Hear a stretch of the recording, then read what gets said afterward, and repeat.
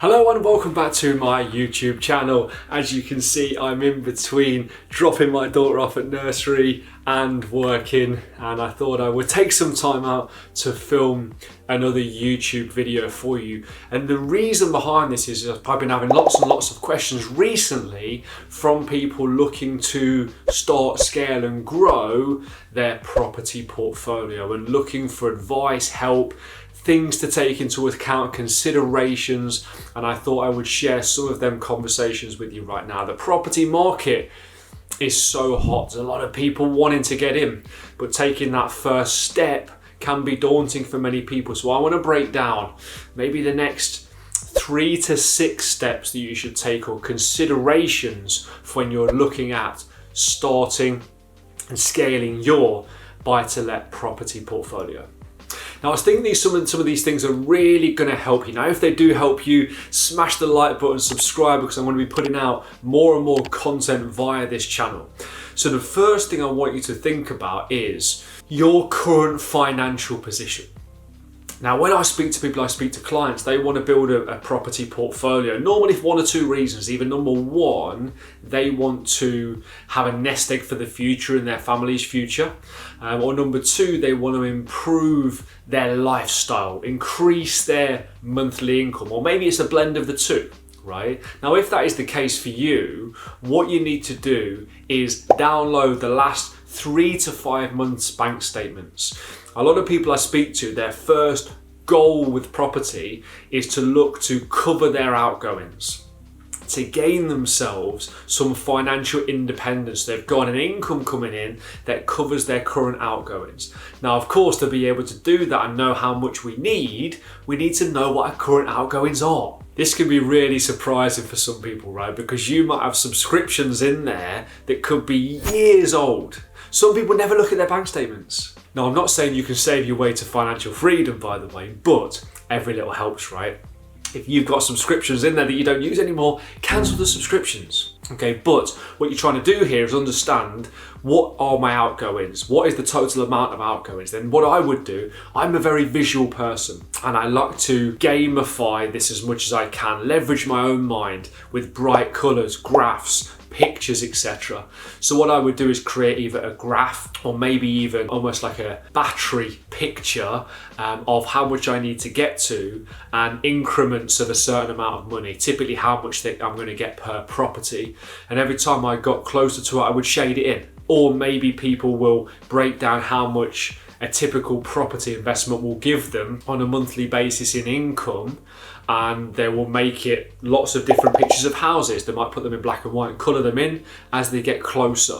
But anything that you can make it a little bit more real for you, anything that makes it a bit more of a game and you leverage your mind, it's not just numbers on a screen, I think that's a great starting position. I think that will really help you to start with. The second thing you need to do, number 2, is you need to educate yourself. Now, I would personally start with all the free stuff that's out there. So books, podcasts, information on YouTube like this. This is one reason you might be watching this, for education purposes. I would do all of that first. Now, of course, there's going to be gaps in your knowledge. I may then pay for some sort of training whereby it keeps everything in one place. And I try and get some training as well where maybe I've got some support, accountability, mentoring alongside it who can help guide me in my decisions to getting my next property deal. Now, in any industry, there's a level of training, right? Pre-property, I was a physiotherapist. I did 5 years of training and I still wasn't very good after that.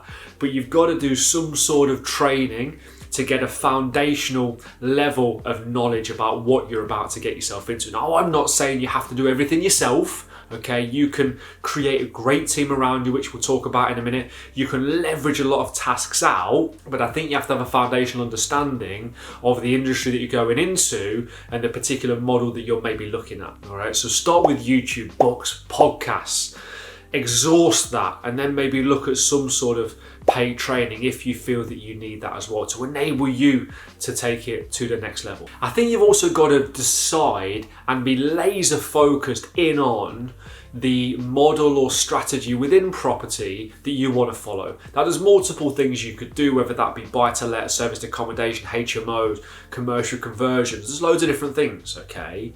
Now, which one you do will depend on a number of different factors. That could be you as an individual and your experience and your knowledge, your level of finance, your risk tolerance, how active or passive you want to be in this, how much you want to get your hands dirty, etc, etc.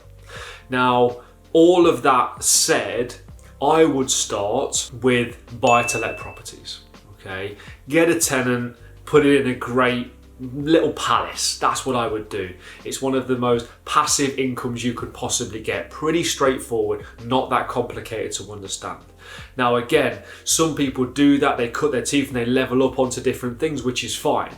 But I still believe if you were to look at it almost in a triangle, the bottom of the triangle, the bulk of your portfolio should be built on solid foundations of buy-to-lets. They're weatherproof, right? They're pretty much economy proof.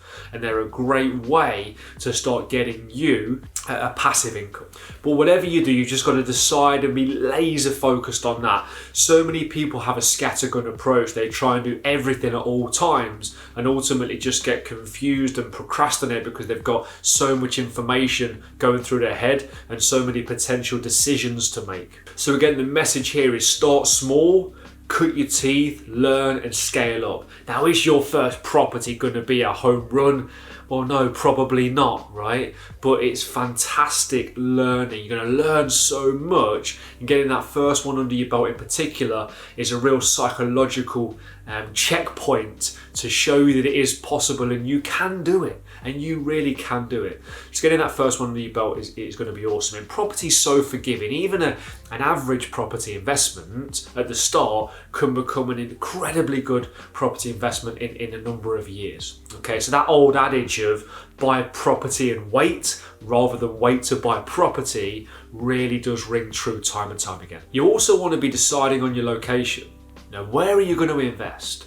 Are you going to do it local to where you live? Or are you going to do it from further afield? Now, there's pros and cons of doing this. I've done videos on this before, but very, very briefly. If you want to invest where you live, that's fine. Okay, but there are pros and cons to it. The pros are you know the area, or you should know the area. Okay, now, because you know the area, you know the good bits and the bad bits of that area. You know the typical rental figures and purchase prices, or you should do for your area. You can also go to the property and view it. Go and sort any maintenance out. It's round the corner so you can touch it and feel it if you really want to do that. That's also a downside because you might then become reliant with that, in that the business is reliant on you going to do things like that. Okay. Also, good and bad areas could be just your opinion, in that just because you don't want to live in an area, which is fine, doesn't mean other people don't want to live in an area. So you can become emotionally charged with your decision making, whereby you want to be as objective as you possibly can on the decisions that you make. All right. So there's some of the pros and cons of investing where you live. Investing further afield, the downsides are, yeah, you can't just jump in your car and go and see the property, right? You can't go and do maintenance. You might not know the area as well as you know where you live. And some of these things can be positives as well, because you don't know that area, well, then you've got to do some research and be objective with your decision making. Okay. Yes, there's going to be subjectivity in it, but that comes back to you've got to start building a team around you. And that's one of the benefits of investing further afield, in that the business or your portfolio is not reliant on you, so it forces you to create that business around you, in that someone can go and do the maintenance for you, someone can manage the tenants for you, someone can be on the ground who you trust implicitly, which is absolutely key. So in theory then, you could be anywhere in the world and your property portfolio is being managed by somebody else. So it allows you to be more objective in your decision making, but you still need somebody who you implicitly trust on the ground, who's there, knows the streets, knows what's going on, and can help you in some of them decisions. So as I said, I don't really think it matters where you invest, but you've just got to do it for the right reasons. I work with a lot of people who live down south and they have money to invest, but maybe not enough to invest where they live, or they've got enough to invest in one property, but then it's kind of end of investment journey. So we help them get more bang for their buck, so to speak, in cheaper areas, get better returns on their money. So it doesn't really matter where you invest, but it's just got to fit what you want to do. Okay, you've got to do it for the right reasons. And similarly, you've got to be looking at other factors, not just numbers on a screen. So when we're looking at properties, we're looking at it holistically. We're looking at, okay, well, what is the ratio of DSS to private tenants? What is the tenure of properties, i.e. how many of them are mortgaged? How many of them are owned outright, i.e. unencumbered, we call it? How many of them are social housing? How many of them are private landlords? Okay, what's the employment rates like in the area? What are the local schools like? What are the Ofsted ratings like? What are the transport links like? How far is the city away? How far is the hospital away? All of these things, all these pieces of the puzzle will come together to form what is a good or not so good property investment. And you want to tick all of these boxes because you want to be in a good area where people want to be, and there's going to be growth in the value of that property in the future as well. Now, talking about your team, one of the key people you need on your team is a great mortgage broker. Now, if you haven't got a broker, put broker in the comments below and I will give you access to mine. I will hand over their details and you can contact them, okay? Absolutely amazing. But you've got to have a great broker. And people always say to me, Sam, what are the best rates at the moment? Now, it varies, doesn't it? Because it's on the individual. It's based on my financial situation. And similarly, it's based on your financial situation. So it is, what are the best rates for you? Now, you need a good broker to understand your situation, your income, your outgoings, your work situation. Are you PAYE? Are you self-employed? Having this relationship with somebody is going to stand you in such good stead when financing your properties now, but in the future, and allowing that broker to grow with you and help you grow. So having a broker in place is critical. Even before you buy your first property, have somebody in place, build the relationship. It's going to be really, really key for you. The next thing is, if you're going to do it yourself, you need to learn how to find amazing property opportunities. Now, this is probably a topic in itself, right? But you've got to learn to find great property opportunities. Now, what is a great property deal? Well, that's individual for you, isn't it? So you've got to understand, well, what is a good deal for you? What sort of returns are you looking for? Now, you might then compare to what you're getting in your current investments if you already have any, and you're trying to match or beat it. Maybe you've not got any investments, and maybe you've just got money in the bank or money in a savings account, and you're getting 0.00 whatever percent it is, and you want to beat that. Maybe you've got an ISA and it's getting you maybe 6-7% a year, something like that. Now, if you're not sure, in a standard buy-to-let property, I'd be aiming for double-digit returns on my money. Can I get hassle-free, hands-free, double-digit returns on my money? That's what I'll be looking for. That beats the stock market, more than likely. That beats the bank by hundreds and hundreds of times. Okay, that's what I would be aiming for in a property investment, but taking into account all of the other holistic factors that we've taken into account as well. And remember, I'll do another video on this, it's not just the rent that you're getting. Okay, remember that. It's also the capital appreciation of the property. So you need to understand what is a good deal for you.